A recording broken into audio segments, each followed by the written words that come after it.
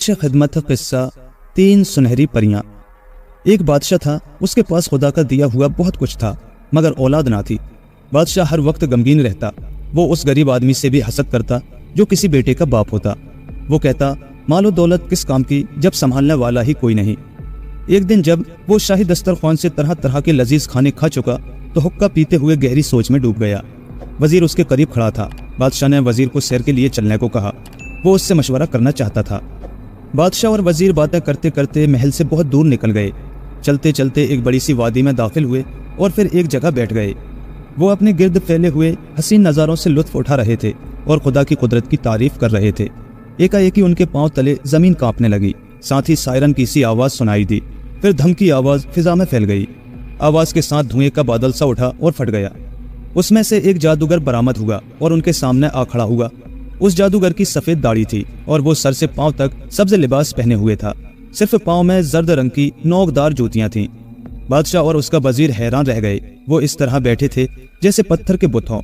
जादूगर होले होले चलकर उनके पास आया और मुसाफे के लिए हाथ बढ़ाया। अस्सलाम वालेकुम, उसने कहा।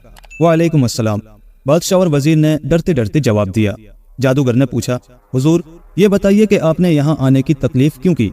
बादशाह ने जवाब दिया, अगर आप ये जानते हैं कि मैं बादशाह हूँ तो फिर आप ये भी जानते होंगे कि मैं यहाँ क्यों आया हूँ। जादूगर कुछ न बोला। उसने अपने चुग्गे की जेब में हाथ डाला और एक सेब निकालकर बादशाह को देते हुए बोला, ये सेब घर ले जाइए। इसको 2 हिस्सों में काटकर आधा खुद खाइए और आधा मलका को पेश कीजिए। उसके बाद एक बार फिर जमीन लरजने लगी। सायरन सा बजा, जोर का धमाका हुआ और जादूगर धुएं के बादल में गायब हो गया। सख्ते के आलम में बादशाह और वजीर महल की तरफ रवाना हुए। महल में पहुंचकर बादशाह ने जादूगर की बात पर अमल किया। खुदा का करना क्या हुआ कि अभी साल भी खत्म ना हुआ था कि अल्लाह ने उसको चांद सा बेटा अता किया। उस मौके पर जिस तरह जश्न मनाया गया और खुशियां की गईं, उनको लफ्जों में बयान करना मुश्किल है। बादशाह ने खजानों के मुंह खोल दिए, तमाम गरीबों मोहताजों के घर भर दिए, सैकड़ों गुलाम आज़ाद कर दिए, दोस्तों और रिश्तेदारों की शानदार दावतें की। 4 दिन और 4 रातें खेल तमाशे होते रहे। नन्हा शहजादा नाज़ो नैम में परवरिश पाने लगा। उसके लिए हर तरफ मोहब्बत थी, आराम था, ऐश था। जब वो 14 बरस का हो गया तो उसने बादशाह से कहा, बाबा जान, मेरे दिल में एक तमन्ना है, बताइए आपके दिल में कौन सी ख्वाहिश है, हम फौरन पूरी कर देंगे। बादशाह ने बड़ी मोहब्बत से कहा। शहजादे ने जवाब दिया, अब्बा हुजूर, मैं चाहता हूँ कि मेरे लिए संगे मरमर का एक छोटा सा महल बनवाया जाए। उसमें 2 फव्वारे हों, उनमें से एक में मक्खन भरा रहे और दूसरे में शहद। बादशाह ने उसी वक्त राज मजदूर मंगवाए और हुक्म दिया कि जल्द से जल्द ऐसा महल तैयार किया जाए। हुक्म की देर थी, संगे मरमर का सफेद महल तैयार हो गया। उसमें 2 फव्वारे भी बना दिए गए। उनमें से एक से मक्खन निकलता और दूसरे से शहद। शहजादा पहरों उन फव्वारों को देखता रहता। एक रोज शहजादा फव्वारों को देख रहा था कि एक बुढ़िया घड़ा लेकर महल में आई और मक्खन के फव्वारे पर झुककर घड़ा भरना चाहा। शहजादे को बेहद गुस्सा आया। उसने पत्थर उठाकर बुढ़िया की तरफ फेंका। पत्थर का लगना था कि घड़े के कई टुकड़े हो गए। बुढ़िया खामोश रही और उदासी से कदम उठाती हुई चली गई। दूसरे रोज वही बुढ़िया उसी तरह घड़ा लिए महल में दाखिल हुई और शहद वाले फव्वारे से घड़ा भरने के लिए झुकी। शहजादे ने फिर एक पत्थर घुमाकर बुढ़िया के घड़े पर मारा। घड़ा टूटकर चकनाचूर हो गया। बुढ़िया ने एक लफ्ज न कहा और जिधर से आई थी उधर ही वापस चली गई। तीसरे दिन बुढ़िया फिर आई। शहजादे ने उस रोज भी उसके साथ वही सलूक किया जो पहले किया था, लेकिन आज बुढ़िया खामोश नहीं रही। महल से निकलते उसने शहजादे को बद्दुआ दी, शहजादे, खुदा करे तुझे 3 सुनहरी परियां कभी चैन न लेने दें। बुढ़िया का यह कहना था कि बादशाह के प्यारे और इकलौते बेटे ने चुप साध ली। वो हर वक्त थका थका रहता, बेदिली से खाता पीता, आखिर सूख कर काटा हो गया। बादशाह के होश उड़ गए। उसने दूर दूर से बड़े बड़े तबीब और सयाने बुलाए और उनसे दरियाफ्त किया कि शहजादे को क्या बीमारी है। ये लोग लाख सोचते, सर मारते, लेकिन शहजादे के दुख का सबब ना मिला। एक रोज शहजादे ने बादशाह को बताया कि उसका इलाज सयानों और तबीबों के पास नहीं है। उस पर बादशाह ने बेताब होकर कहा, बेटे, मुझे सिर्फ इतना बता दे कि तुझे क्या दुख है, मैं तेरे लिए क्या कर सकता हूँ। मैं तेरी वजह से बेहद रंजीदा हूँ, मेरा दिल टुकड़े टुकड़े हुआ जा रहा है। इस पर शहजादे का दिल भर आया। उसने भर्राई हुई आवाज में कहा, प्यारे अब्बाजान, मेरा गम अजीबो गरीब है। मुझे 3 सुनहरी परियां चाहिए जिन्हें मैंने कभी नहीं देखा, सिर्फ उनके बारे में सुना है। मैं उनको हासिल करूंगा वरना जान दे दूंगा। ये सुनकर बादशाह की परेशानी और बढ़ गई। उसे खौफ था कि उसका प्यारा बेटा परियों की तलाश में उससे जुदा हो जाएगा। उसने बेटे को समझाया कि तुम मेरी आंखों का नूर और कलेजे की ठंडक हो, मुझसे जुदा ना हो और परियों का ख्याल दिल से निकाल दो। लेकिन शहजादा ना माना। उसकी तबीयत पहले से भी ज्यादा गिरी गिरी रहने लगी। चेहरा जर्द और आंखें मुरझा गईं। अब वो सारा दिन चुपचाप पलंग पर लेटा रहता। उसकी हालत देखकर बादशाह की अपनी हालत बिगड़ने लगी। आखिर सोच सोच कर उसने फैसला किया कि बेटे को घुल घुल कर मरने से बचाए और परियों की तलाश में जाने दे। हो सकता है वो अपने मकसद में कामयाब हो जाए। बादशाह ने दिल पर पत्थर रखकर शहजादे को सफर पर रवाना होने की इजाजत दे दी। उसने जल्दी जल्दी जरूरत की चीजें बांधी, कुछ हीरे जवाहरात साथ लिए और खुशी खुशी रवाना हो गया। वो कई दिन कई रातें सफर करता रहा। रास्ते में कई पहाड़ कई वादियां आईं। दिन भर सफर करता और शाम ढलते ही कहीं पड़ाव डाल देता। इसी तरह चलते चलते एक दिन एक कुशादा मैदान में जा निकला। इस मैदान में शहजादे का सामना एक देवनी से हुआ। ये देवनी बहुत बड़ी और बहुत खौफनाक थी। उसका एक पैर एक पहाड़ पर था तो दूसरा पैर दूसरे पहाड़ पर। जब वो सांस लेती तो जोर का झक्कड़ चलने लगता। शहजादे ने बड़े अदब से कहा, बड़ी भी सलाम अर्ज करता हूँ, कैसे मिजाज हैं? देवनी ने जवाब दिया, जीते रहो बेटे, अच्छी हूँ। उसकी आवाज से पहाड़ हिलने लगे। फिर उसने कहा, हैरत है कि तुम मेरे साथ इतनी तमीज से बात करते हो। तुम्हारी उम्र के लड़कों को तो बात भी करनी नहीं आती। अच्छा बच्चे, ये बताओ कि तुम कहाँ जा रहे हो? शहजादे ने सर्द आह भरकर कहा, बड़ी भी मैं एक मुसीबत में उलझा हुआ हूँ। देवनी ने उसका हौसला बढ़ाते हुए कहा, बताओ तो सही, कौन सी ऐसी मुसीबत है, शायद मैं तुम्हारी मदद कर सकूं। शहजादे ने उदास होकर सर झुका लिया। फिर आहिस्ता से बोला, बड़ी भी मैं 3 सुनहरी परियों की तलाश में निकला हूँ। उनके बगैर मेरा जीना मुहाल है। उनके लिए मैंने महल छोड़ा, आराम छोड़ा, प्यार करने वाले माँ बाप छोड़े। मैं बेहद दुखी हूँ। ओह, ये तो बहुत मुश्किल काम है, देवनी ने सर हिलाते हुए कहा। मैं परिस्तान के रास्ते पर पहरेदार रही हूँ, लेकिन मैं भी नहीं जानती वो सुनहरी परियां कहाँ हैं। मेरे 40 बेटे हैं जो उस मुल्क में घूमते फिरते हैं, वो शायद कुछ बता सकें। आज रात तुम यहीं ठहरो, शाम को वो वापस आएंगे तो अपनी विपता उनसे कहना। शहजादा देवनी के 40 बेटों का इंतजार करने लगा। जब सूरज ने अपनी रोशनी समेट ली और रात ने डेरा डालना शुरू किया तो देवनी ने अपनी उंगली उठाई और शहजादे की पेशानी को छुआ। शहजादा उसी वक्त पानी का घड़ा बन गया। देवनी के 40 बेटे वादी में वापस आए तो शहजादा घड़े की शक्ल में देवनी के पास ही पड़ा हुआ था। देवनी का बड़ा बेटा आते ही बोला, आदम बू, यहाँ कहीं जरूर कोई आदमजात छुपा हुआ है। बाकी बेटे भी दहाड़ने लगे, आदम बू, हमें इंसान की बू आ रही है। फिर वो हर तरफ आदमी को तलाश करने लगे। उन्होंने पहाड़ों, ढलानों और वादियों में खोज लगाया, मगर इंसान ना मिला। थक हार कर बैठ गए और खाना खाने लगे। जब खूब पेट भर गया और तसल्ली से एक तरफ बैठ गए तो माँ ने आहिस्ता से पूछा, बेटा अगर मैं तुमसे कहूँ कि तुम्हारा एक भाई और भी है और वो इंसान है तो क्या करोगे? बड़े बेटे ने जवाब दिया, अगर वो हमारा भाई है तो हम उसको प्यार करेंगे और उसकी हिफाजत करेंगे। दूसरे 39 भाइयों ने भी एक आवाज होकर कहा, बिल्कुल बिल्कुल, बड़ा भाई ठीक कहता है, हम उसको प्यार करेंगे। पलक झपकते में उनके सामने एक खूबसूरत शहजादा खड़ा था। देवनी ने कहा, लो मेरे बच्चों, यही तुम्हारा छोटा भाई है। देवनी के 40 बेटे उस छोटे से प्यारे भाई को पाकर बेहद खुश हुए। हर देव शहजादे की खातिर मदारत करना चाहता था। एक उठा और भेड़ पकड़ लाया, दूसरे ने आग जला दी, बाकियों ने भेड़ की खाल उतारी और बोटियां बनाकर उन्हें आग पर भूना। फिर खुशी खुशी शहजादे को भुना हुआ गोश्त खिलाया। शहजादा पेट भर के खा चुका तो देवनी के 40 बेटे बाकी गोश्त को 2 लोकमों में चट कर गए और सोने के लिए लेट गए। अगली सुबह देवनी ने अपने बेटों को इकट्ठा किया और उन्हें बताया कि तुम्हारा छोटा भाई 3 सुनहरी परियों से मिलना चाहता है। बेटों ने अफसोस से सर हिलाते हुए जवाब दिया, माँ जी, हम भी नहीं जानते कि वो 3 सुनहरी परियां कहाँ रहती हैं, लेकिन इतना कर सकते हैं कि अपने भाई को खाला जान के पास ले जाएं, शायद वो कुछ बता सकें। देवनी ने कहा, अच्छा बेटा, इसको खाला के पास ले जाओ, उससे कहना कि इसकी हर मुमकिन मदद करे। माँ से इजाजत लेकर 40 देव शहजादे को उन पहाड़ों पर ले गए जहाँ उनकी खाला रहती थी। उन्होंने खाला को शहजादे के दुख का किस्सा सुनाया और कहा कि किसी तरह इसे सुनहरी परियों तक पहुँचा दो। खाला ने मजबूरी जाहिर करते हुए कहा, बेटा मैं भी नहीं जानती कि 3 सुनहरी परियां कहाँ होती हैं। ये आज मेरे पास ठहरे, शाम को मेरे 60 बेटे आएंगे, वो शायद इसकी मदद कर सकें, लेकिन पहले मैं इस लड़के को कहीं छुपा दूं, वरना मेरे बेटे इसे हड़प कर जाएंगे। ये कहकर देवनी खाला ने शहजादे के माथे को उंगली से छुआ। शहजादा एकदम गिलास बन गया। देवनी के 40 बेटे मुतमईन होकर अपने घर चले गए। शाम को देवनी खाला के 60 बेटे घर लौटे तो चिल्लाने लगे, आदम बू, हमें इंसान के गोश्त की बू आ रही है। माँ जी, हमें इंसान के गोश्त की बू आ रही है। देवनी ने कहा, अहमको, तुम्हें भूख लगी है, खाना तैयार है, आराम से बैठो और खाओ।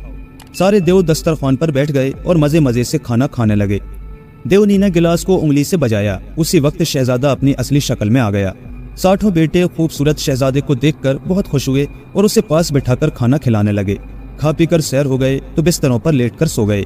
सुबह हुई तो देवनी ने अपने बेटों को बताया कि शहजादा सुनहरी परियों से मिलना चाहता है और उनके बगैर जिंदा नहीं रह सकता।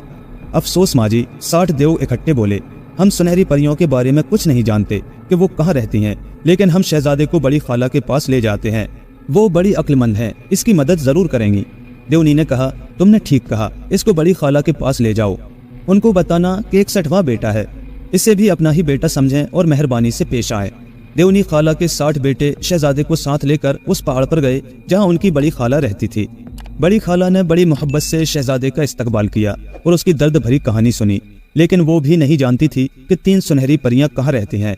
फिर भी उसने शहजादे को तसल्ली दी, बेटा उम्मीद का दामन ना छोड़ो, आज की रात यहीं ठहरो, शाम को मेरे 90 बेटे वापस आएंगे, उनसे परियों का पता पूछूंगी, शायद वो जानते हो।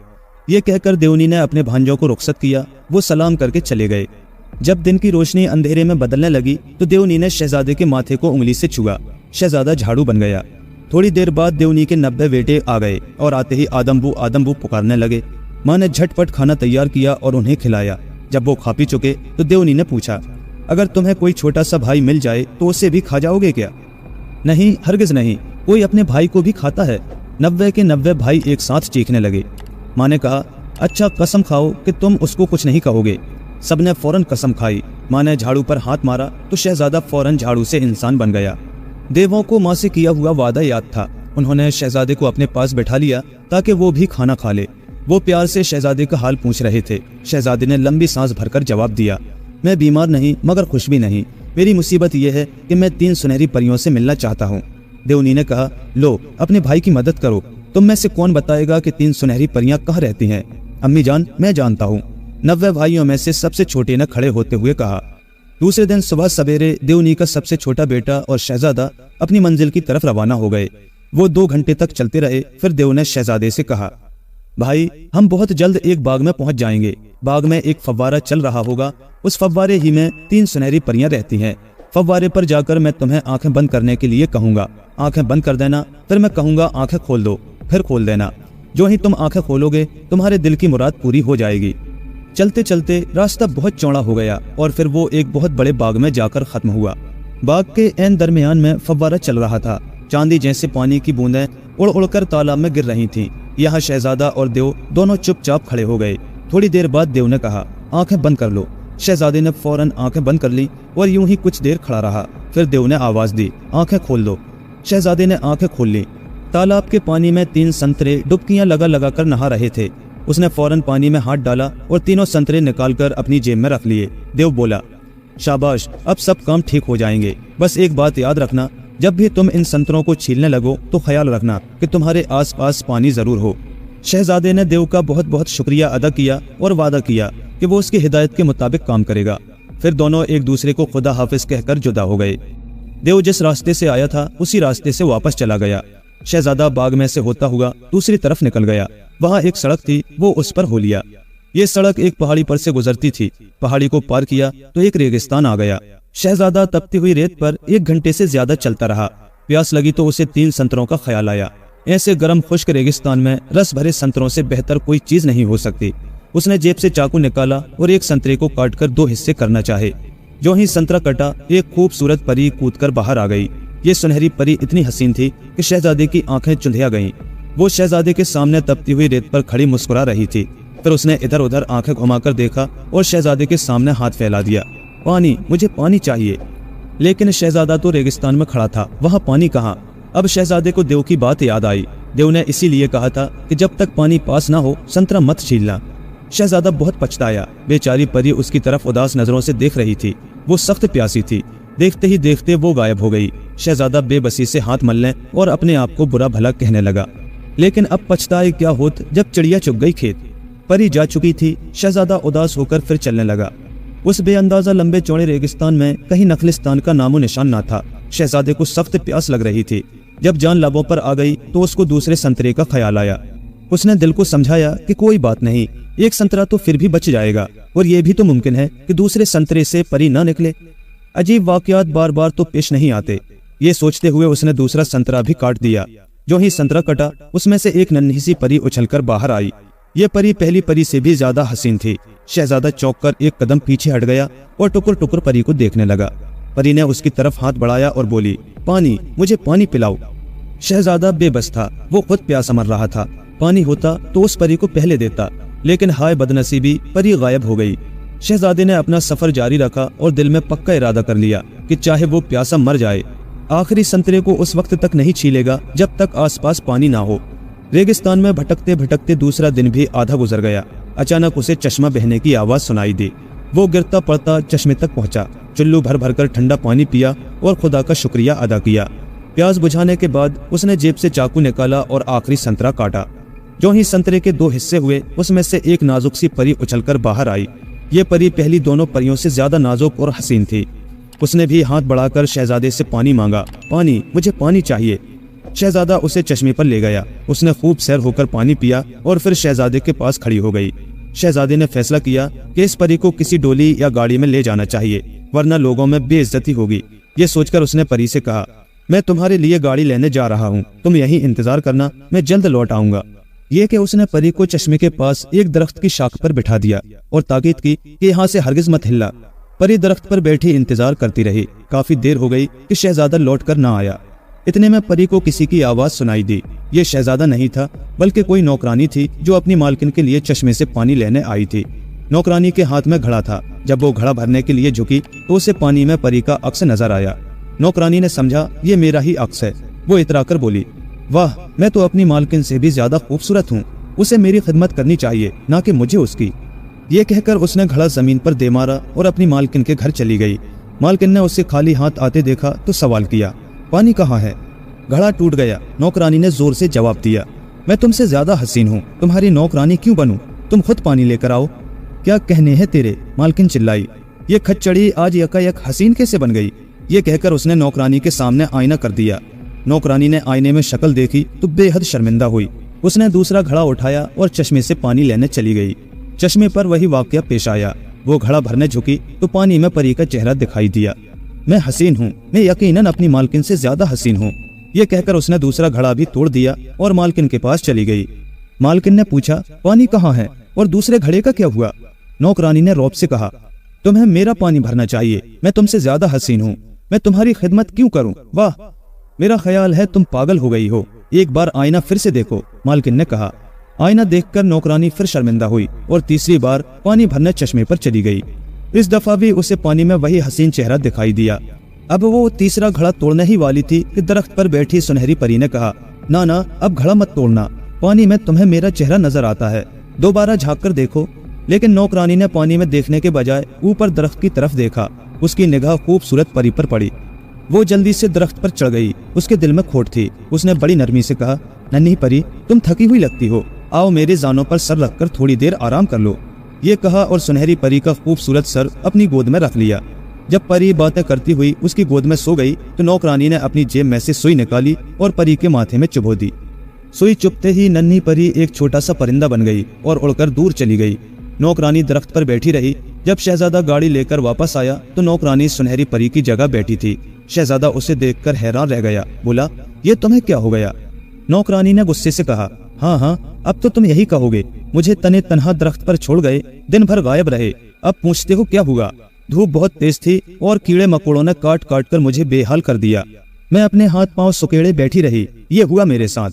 शहजादा बेहद शर्मिंदा हुआ। उसने नौकरानी से माफी मांगी और उसे गाड़ी में बिठाकर अपने बाप के महल में ले गया। महल में शहजादे और उसकी दुल्हन के इस्तकबाल की जबरदस्त तैयारियां की गई थीं। हर शख्स खुश था कि उनका महबूब शहजादा परी को ले ही आया।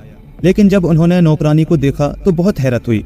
जैसा सुना था वैसी वो हरगिज ना थी। बादशाह ने बेटे से कहा, ये शायद अक्लमंद हो लेकिन खूबसूरत हरगिज नहीं। शहजादे ने जवाब दिया, ये अक्लमंद भी है और हसीन भी। कसूर मेरा है, मैंने इसे तन्हे तन्हा छोड़कर गलती की। तेज धूप ने इसका रंग काला कर दिया है, आराम करने दीजिए, खुद ब खुद ठीक हो जाएगी। बादशाह के महल के गिर्द खूबसूरत बाग था। एक दिन बाग का माली पौधों की देखभाल कर रहा था कि एक सुनहरी परिंदा उड़ता हुआ आया और उसके कंधे पर बैठ गया। माली ने खुश होकर कहा, नन्ही चिड़िया, मैं तुम्हारी क्या खिदमत कर सकता हूँ? सुनहरी चिड़िया ने जवाब दिया, बड़े मियाँ, मैं ये मालूम करना चाहती हूँ कि इस वक्त शहजादा क्या कर रहा है। माली ने कहा, नन्ही चिड़िया, मैं अच्छी तरह तो नहीं जानता कि शहजादा क्या कर रहा होगा। हाँ, इतना जानता हूँ कि वो किसी को दुख नहीं दे रहा होगा। परिंदे ने फिर पूछा, अच्छे माली, मुझे ये तो बता सकते हो कि इस वक्त शहजादे की दुल्हन क्या कर रही होगी? मेरा ख्याल है इस वक्त वो शहजादे के पास बैठी होगी, माली ने चिड़िया को बताया। ये सुनकर चिड़िया गाने लगी। वो समझी उसने जीत लिया, पर है उसकी भूल, और सदा बाहर नहीं होते ये मुस्कानों के फूल। नन्ही चिड़िया ने गाते हुए बाग के 2-3 चक्कर लगाए, फिर वो गुलाब की एक टहनी पर बैठकर गाने लगी। ये फूल जहां मैं बैठी हूँ ये भी तो मुरझा जाएंगे। ये गाकर नन्ही चिड़िया उड़ती हुई बाग से निकल गई। दूसरे दिन वो फिर बाग में आई और माली से शहजादे और दुल्हन के बारे में पूछा। तीसरे दिन फिर आई। हर बार माली वही जवाब देता और हर बार सुनहरी चिड़िया वही गाना गाकर माली को सुनाती। बेचारा माली नन्ही चिड़िया की बातों पर हैरान था और अपने फूलों की वजह से परेशान। बादशाह माली के लगाए हुए गुलाब के पौधों की वजह से उसकी बहुत इज्जत करता था। एक दिन शहजादा बाग में अकेला टहल रहा था। अचानक उसकी नजर गुलाब के उन पौधों पर पड़ी जिनके फूल मुरझा चुके थे। शहजादे ने उसी वक्त माली को बुलाया और कहा, बड़े मियाँ, हैरत है कि तुम गुलाब की सही देखभाल नहीं कर रहे। देखो, इन तीनों पौधों के फूल मुरझा चुके हैं, इसकी क्या वजह है? माली ने जवाब दिया, सरकार, ये एक सुनहरी चिड़िया की वजह से मुरझाए हैं। ये कहकर उसने शहजादे को चिड़िया के बारे में पूरी तफसील सुना दी और ये भी बताया कि चिड़िया दर्द भरा गाना गाती है और जिस गुलाब की टहनी पर बैठती है वो सूख जाता है। शहजादे ने माली को हुक्म दिया कि बाग में एक फंदा लगाओ और जब चिड़िया आए तो उसे पकड़कर मेरे सामने पेश करो। माली ने शहजादे के हुक्म पर दरख्त की टहनी पर फंदा लगा दिया। अगले रोज सुनहरी चिड़िया फिर आई। जो ही वो टहनी पर बैठी, फंदा बंद हो गया और चिड़िया उसमें फंस गई। माली चिड़िया को पकड़कर शहजादे के पास ले गया। शहजादे ने चिड़िया को पिंजरे में बंद कर दिया। शहजादे की दुल्हन ने जब उस नन्ही चिड़िया को देखा तो उसे शक हुआ कि हो ना हो ये वही सुनहरी परी है जिसके उसने सुई चुभोई थी। उसको फिक्र हुई कि उसका भेद खुल जाएगा। वो उस नई मुसीबत से छुटकारा पाने के लिए गौर करने लगी। आखिर उसने फैसला किया कि वो झूठ मूठ बीमार पड़ जाएगी और कहेगी कि उसकी तकलीफ नन्ही चिड़िया का कलेजा खाकर ही दूर होगी। इस मकसद के लिए उसे तबीबों को रिश्वत भी देना होगी ताकि वो वही इलाज बताएं जो वो चाहती है। खूब सोच समझकर उसने महल के तबीबों के लिए कीमती तोहफे तैयार किए और उनसे कहा कि अगर मैं अपने मकसद में कामयाब हो गई तो तुम्हें माला माल कर दूंगी। सब इंतजाम मुकम्मल करके मक्कार नौकरानी पलंग पर लेट गई और शहजादे को आता देख आंखें बंद करके कराने लगी। शहजादे ने अपनी दुल्हन को यूं तड़पते देखा तो घबरा कर बोला, मेरी दुल्हन को क्या तकलीफ है?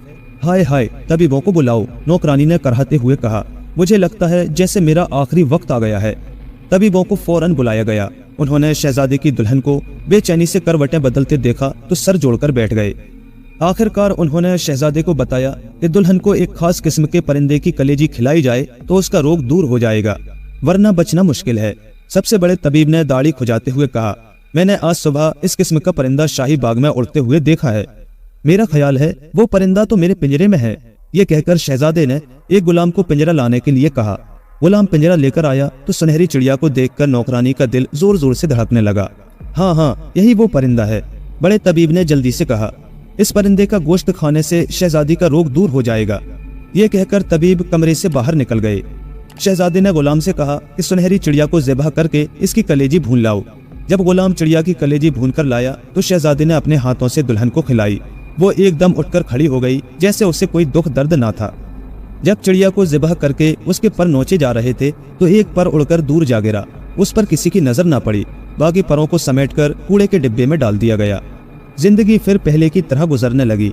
शहजादे को अब भी उम्मीद थी कि उसकी दुल्हन की मोहिनी सूरत वापस आ जाएगी और वो पहले की सी हसीन परी बन जाएगी।